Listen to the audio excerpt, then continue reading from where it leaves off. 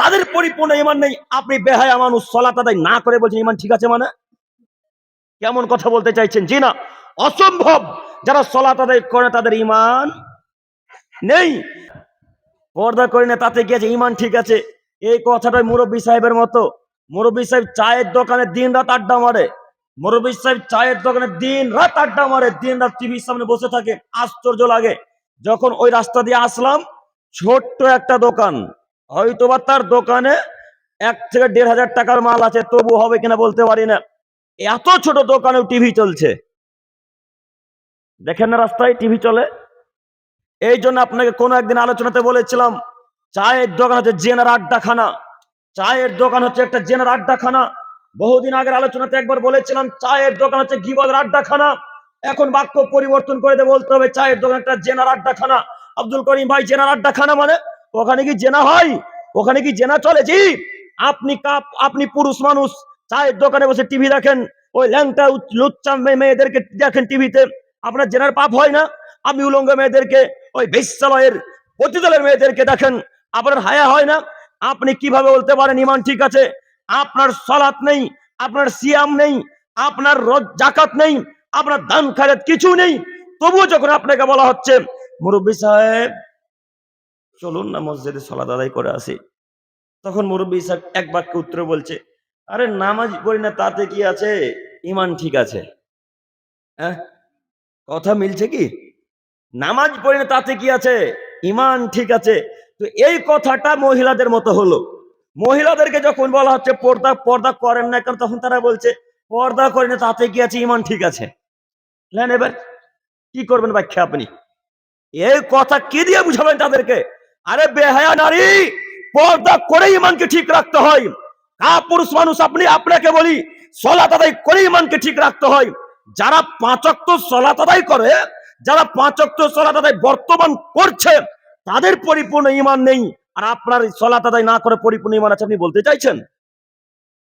জি। যারা 5 ওয়াক্ত সালাত আদায় করছে তাদের তো পরিপূর্ণ ঈমান নেই। আপনি কি হিসাবে বলছেন যে 5 ওয়াক্ত সালাত আদায় করে তাতে গিয়েছে ঈমান ঠিক আছে? আব্দুল করিম ভাই, আপনি বীরভূমে এসেছেন, কথা হিসাব করে বলিয়েন, নইলে গাড়ির চাকা কিন্তু এগোতে দেবো না। জি, হিসাব করে কথা বলতে এসে আপনি একটু কথা মনোযোগ দিয়ে শ্রবণ করেন। একটু আপনাকে দেখাচ্ছি যারা 5 ওয়াক্ত সালাত আদায় করে তাদের পরিপূর্ণ ঈমান আছে কিনা। একটু আমার দিকে তাকান। আবু হুরায়রা রাদিয়াল্লাহু তাআলা আনহু বলেন, রাসূল সাল্লাল্লাহু আলাইহি সাল্লাম বলেছেন, লা তাসরাবুল খামরা হিনা ইয়াসরিবু ওয়া মুমিন। আদমেরই ছেলে মেয়ে, তোমাদের মধ্যে যখন কোনো পুরুষ নেশাদার দ্রব্য খায় পান করে, তোমাদের মধ্যে যখন কোনো পুরুষ নেশাদার দ্রব্য খায় পান করে, তোমাদের মধ্যে যখন কোনো নারী নেশাদার দ্রব্য খায় পান করে, তখন তার অন্তরে ঈমান আছে, কথা ইসলাম মেনে নেয় না। হাদিস বুখারী মুসলিম। একটু মনোযোগ দিয়ে বক্তব্য শ্রবণ করবেন। আপনাকে আমি দেখাতে চাচ্ছি ঈমান। আল্লাহ নবী বলছেন, লা তাসরাবুল খামরা হিনা ইয়াসরিবু ওয়া মুমিন। যখন কোন পুরুষ নারী নেশাদার দ্রব্য খায় পান করে, যখন কোন পুরুষ নারী নেশাদার দ্রব্য খায় পান করে, তখন তার অন্তরে ঈমান আছে, কথা ইসলাম মেনে নেয় না। এবার আপনাকে বলি, যে লোকটা 5 ওয়াক্ত সালাত আদায় করে, ওই লোকটা বিড়িও খায়, খায় না? কথা মনে হয় ভুল হয়ে গেল আমার। জি, কথা ঠিক হচ্ছে কি? যে লোকটা সালাত আদায় করে, ওই লোকটা জর্দা পানও খায়। কথা মনে সব বিপক্ষে চলে যাচ্ছে। হ্যাঁ, যে লোকটা সালাত আদায় করে, ওই লোকটা গুলো খায়, গুলো মাঝে দাঁতে। যে লোকটা সালাত আদায় করে, ওই লোকটা আপনার ওই সিগারেটও পান করে। যে লোকটা সালাত আদায় করে, ওই লোকটা মধুও খায়। মধু, মধু বুঝলেন কি? ওই গাছের মৌমাছির মধু নয়, ওই গাছের মৌমাছির মধু নয়, ওই গুটকা টাইপের একটা মধু বলে একটা জিনিস পাওয়া যায়, দেখেছেন আপনারা? এটা কি বিক্রি হয় এই বীরভূমে? এই গুটকা ঝাড়খণ্ডে বেশি বিক্রয় হয়। মধু, নাম দিয়েছে মধু। এই মধু যারা 5 ওয়াক্ত সালাত আদায় করে তারাও পান করে। এবার আপনি বলেন, যারা 5 ওয়াক্ত সালাত আদায় করছে এবং বিড়িও পান করছে, নেশাদার দ্রব্য খায় পান করছে, তাদের পরিপূর্ণ ঈমান আছে? কথা বুঝতে পারে না মনে হয়। যারা 5 ওয়াক্ত সালাত আদায় করে, নেশাদার দ্রব্য খায় পানও করে, তাদের পরিপূর্ণ ঈমান টিকলো, থাকলো? পরিপূর্ণ ঈমান নেই। 5 ওয়াক্ত যারা সালাত আদায় করে ঈমান, এই ঈমান দিয়ে জান্নাত হবে না। সালাত আদায় করতে হবে। আল্লাহ নবী সাল্লাল্লাহু আলাইহি সাল্লাম বলছেন, আব্দুল্লাহ ইবনে আব্বাস রাদিয়াল্লাহু তাআলা আনহু থেকে বর্ণিত, তিনি বলেন রাসূল সাল্লাল্লাহু আলাইহি সাল্লাম সামি'তু রাসূলুল্লাহ সাল্লাল্লাহু আলাইহি সাল্লাম ইয়াকুল, আমি মুহাম্মদ সাল্লাল্লাহু আলাইহি সাল্লামকে বলতে শুনেছি, তিনি বলেছেন, বাইনাল আবদি ওয়া বাইনাশ শিরকি অল কুফরি তারকুস সালাহ। পৃথিবীর মানুষ তোমরা শোনো, যে ব্যক্তি সালাত আদায় করলো সে মুসলিম। মুসলমান আর কাফের মাঝে পার্থক্য হচ্ছে সালাত। মুসলমান আর কাফের মাঝে পার্থক্য হচ্ছে সালাত। মুসলমান আর কাফের মাঝে পার্থক্য হচ্ছে সালাত। যে ব্যক্তি সালাত আদায় করলো সে মুসলিম, যে সালাত আদায় করলো সে কাফের। যে ব্যক্তি সালাত আদায় করলো সে মুসলিম, যে ব্যক্তি সালাত আদায় করলো সে কাফের। এবার আপনি বলেন, যারা 5 ওয়াক্ত সালাত আদায় করে না তারা কিভাবে জান্নাতের আশা করে? সম্মানিত মুরব্বী সাহেব, আপনাকে আমি কি দিয়ে বুঝাই? যারা সালাত আদায় করে তারা কাফের, যারা সালাত আদায় করে তারা কাফের, যারা 5 ওয়াক্ত সালাত আদায় করে তারা কাফের। এ কথাই চূড়ান্ত, এ কথাই ঠিক। 5 ওয়াক্ত সালাত আদায় করে মুসলমান দাবি করা লাগবে, 5 ওয়াক্ত সালাত আদায় করে মুসলমান দাবি করা লাগবে। 5 ওয়াক্ত সালাত যেদিন আদায় করতে পারবেন সেদিন বলবেন আপনি মুসলিম, সেদিন পরিচয় দিবেন আমার নাম আব্দুর রহমান, সেদিন পরিচয় দিবেন আমার নাম আব্দুল করিম, সেদিন পরিচয় দিবেন আমার নাম আব্দুল সালাম। এই কথা সেই দিন বলতে পারবেন যেদিন আপনি 5 ওয়াক্ত সালাত পরিপূর্ণভাবে আদায় করতে পারবেন। তার আগে মুসলমানের পরিচয় দিবেন না। সবাই তো গরুর গোশত খায়, তো সবাই কি মুসলিম? হ্যাঁ, কথা আমার বুঝতে পারেন না মনে হয় আপনারা। গরুর গোশত প্রায় লোকই খায়, তো সবাই কি মুসলিম? ওই যে একটা বিজেপির নেতা, যিনি কিছুদিন আগে ওই ওই তৃণমূলে ছিলেন, তার নাম কি, যে বিজেপিতে চলে গেছে? শুভেন্দু। ভালোই জানেন তো আপনারা, শুভেন্দু। এই শুভেন্দু অধিকারী না কি ওর পরিপূর্ণ নাম? শুভেন্দু অধিকারী।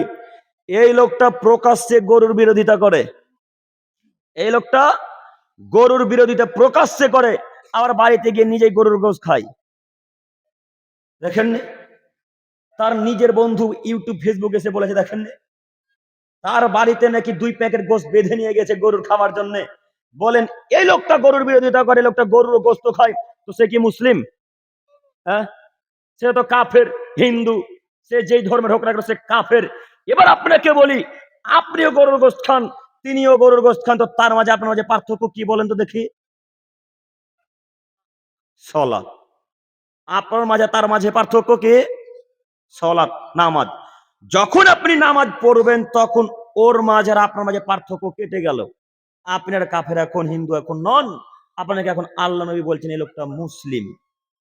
কথা যদি আমি বুঝাতে না পারি তাহলে আমি কোন বাক্য দিয়ে বলবো, আমি কথা খুঁজে পাই না। এরপরেও আপনাকে বলি, এখানে অনেক লোক আছে আলহামদুলিল্লাহ, মহিলারাও আছেন অনেকে আলহামদুলিল্লাহ। আপনাদের সকলের উদ্দেশ্যে বলছি, 5 ওয়াক্ত সালাত আদায় করুন, তারপরে রবের কাছে জান্নাতের আশা করুন। আব্দুল করিম ভাই, তাহলে কি সালাত আদায় না করলে জান্নাত আল্লাহ দিবেন না? হাদিস কোরআনের বিবরণ দ্বারা তো বোঝা যাচ্ছে যে তারা জান্নাত যাবে না। এবার আল্লাহর যদি দয়া হয় তো সেটা ভিন্ন বিষয়, তাই না? এবারে যদি আল্লাহ দয়া করেন সেটা ভিন্ন ব্যাপার, আল্লাহ দিবেন আপনাকে। আল্লাহ তো দয়ার অভাব নেই, আল্লাহ তো দয়ার অভাব নেই। আমরা তো বলতে পারি আপনি জাহান্নামী, আমি তো বলতে পারি আপনি জাহান্নামী, তবে বলতে পারি যারা সালাত আদায় করে না তারা কাফের, এতটুকু বলতে পারি। জাহান্নাম জান্নাত আল্লাহর উপর নির্ভর করে।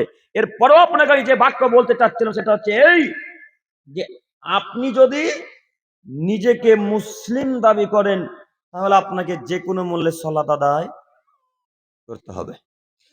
আরো একটি কথা, যে কথা বলতে গিয়ে এত দূর চলে এলাম, ওই কথাটা মহিলারা বলছে পর্দা করে, তাতে কি আছে? ইমান ঠিক আছে। মুরব্বী সাহেব, আপনার কথা পরিবর্তন করতে হবে।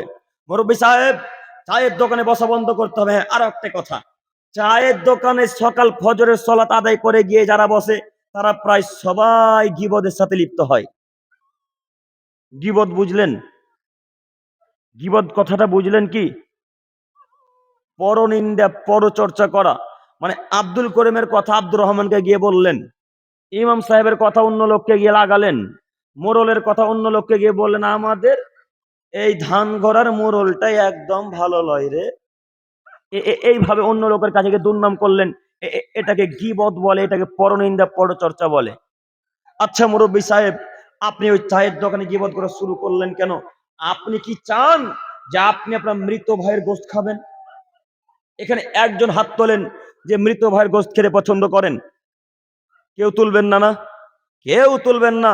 মৃত ভাইয়ের গোশত খাওয়া ঠিকই পছন্দ করেন, নোংরা ভাবেন, আল্লাহ বলছেন যারা গীবত করলো তারা তার মৃত ভাইয়ের গোশত খেয়ে যত পাপ হয় তার থেকে বড় অপরাধ করলো। এবার বলেন কত দুর্নাম করবেন? আপনি করেন? ইমাম সাহেবের নামে দুর্নাম করেন না? আপনি ইমামের তো মর্ম বুঝেননি তাই দুর্নাম করছেন। আপনি ইমাম সাহেবের কত দাম কত সম্মান এটা জানেন না তাই দুর্নাম করছেন, তাই তার পরিণত পরিচর্যা করছেন। এতটুকু তো মানবতা থাকা উচিত, এতটুকু তো হায়াবোধ থাকা উচিত যে যে লোকটা না হলে বিবাহ হয় না, যে লোকটা না হলে বিয়ে পড়া হয় না, যে লোকটা না হলে আকিকা দেওয়া হয় না, যে লোকটা না হলে পিতামাতার জন্য দোয়া করা হয় না, এই লোকটার নামে দুর্নাম করি কি হিসাবে? এতটুকু খারাপ লাগে না? যে লোকটা না হলে বিবাহ হয় না, আকিকা হয় না, দান খায়রাতে দোয়া হয় না, এই লোকটা নামে গীবত দুর্নাম পরনিন্দা করেন কোন লজ্জায় গো? কেন করেন? মুরব্বী সাহেব, আপনার দৃষ্টি আকর্ষণ করছি আমি কেন? যত দুর্নাম বেশিরভাগ রটাই এই মুরব্বী সাহেবেরাই। যদিও কথা আপনারা আমার খারাপ নেবেন তো আমি কিছু করতে পারি না। কথা যদি আমার খারাপ ভাবেন আমি কি করব বলেন? আপনার বাস্তব উদাহরণ দিয়ে দেখাচ্ছি যে যারা বেশি পরনিন্দা পরচর্চা করে তারা মহিলা মানুষ আর বৃদ্ধ বয়সী লোকেরা। খোঁজ খবর নিয়ে দেখেন, চায়ের দোকানে এনারাই বেশি আড্ডা মারে আর একজন আরেকজনের দুর্নাম করতে শুরু করে। যাই হোক, আল্লাহ আমাদেরকে ক্ষমা করুক। আপনাকে আমি অনুরোধ করে বলতে চাচ্ছি, যার নামে পরনিন্দা পরচর্চা করা হয়েছে করেছেন, এই লোকটার কাছে আজকেই ভিক্ষা চাইবেন, আজকেই। কেন? সকাল হতে ফজরের আগে যদি মারা যান এই পাপ আর ক্ষমা হবে না, এই পাপ আর ক্ষমা হবে না। এই পাপ যদি ক্ষমা নিতে হয় তো কার কাছে ক্ষমা চাইবেন বলেন দেখি? কার কাছে? যার নামে গীবত করেছেন ওই লোকটার কাছেই ভিক্ষা চাইতে হবে। এখন যদি আল্লাহ এই পাপ ক্ষমা করে দেয় তো আল্লাহ হবেন অত্যাচারী, আল্লাহ হবেন অত্যাচারী। আল্লাহ তাআলা বলছেন ইন্নী হারামতু যুলমান আলাইয়া, আদমের ছেলে মেয়ে শোনো, আমি অত্যাচার করা আমার উপরে হারাম করে দিয়েছি, আমি অত্যাচার করা আমার উপরে হারাম করে দিয়েছি, আমি নির্যাতন করা আমার উপরে হারাম করে দিয়েছি এবং আমি আমার বান্দার উপরে জুলুম করা অত্যাচার করাকে হারাম করে দিয়েছি। এবার আপনি একটা কথা শুনুন, আপনি আমাকে গালি দিয়েছেন, এই পাপ আল্লাহর কাছে ভিক্ষা চাইতে শুরু করেছেন যে আল্লাহ আব্দুল করিম ভাইকে গাল দিয়েছিলাম কোনো একদিন, তো তার কাছে তো ক্ষমা চাইতে লজ্জা লাগছে, আল্লাহ তো তুমি ক্ষমা করো। এখন আল্লাহ যদি এই পাপ ক্ষমা করে দেয় তো আল্লাহ আমার উপর অত্যাচার করবেন। এখন আল্লাহ আমার উপর কি করবেন? অত্যাচার করবেন। তাই আল্লাহ বলছেন আমি এই পাপ ক্ষমা করতে পারবো না।